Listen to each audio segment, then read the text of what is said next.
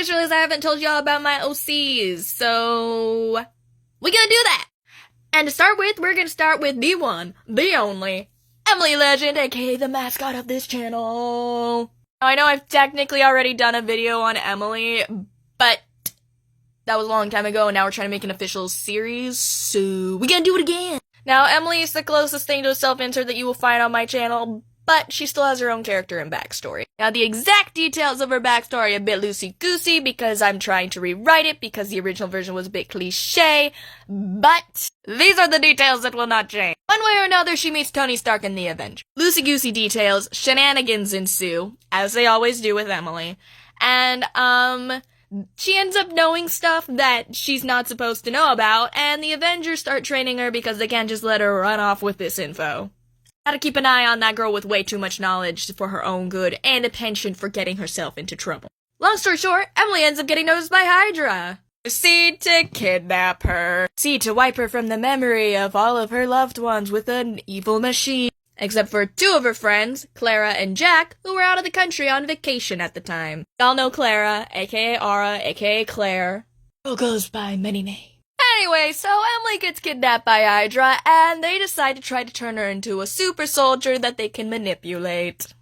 It does not work out. They bombard her with a combination of their own synthetic super soldier serum and gamma radiation, which turn her into a being of blue and purple smoke and fog. Avengers obviously come and rescue her, and because her family no longer remembers her, she is taken in by Tony Stark as her legal guardian on Fury's command. And if you're thinking that that doesn't sound like something Tony would be into, you are correct! But Pepper likes her, so he doesn't really have a choice in the matter.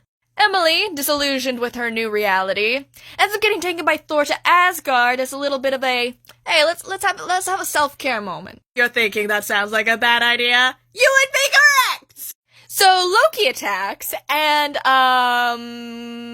shenanigans ensue. And Emily accidentally ends up touching a crystal that turns into a pair of magic glasses. She finds out that the universe has chosen her as the Celestial Guardian, aka a being who will travel throughout dimensions to ensure that what is supposed to happen in timelines happens. Think kind of like the Time Variance Authority, but beyond the parameters of the Marvel Cinematic Universe and way more serious because everything could explode if anything goes wrong, and it all comes down to the responsibility of a single teenage girl. We're running out of time, so I'm gonna cut this short.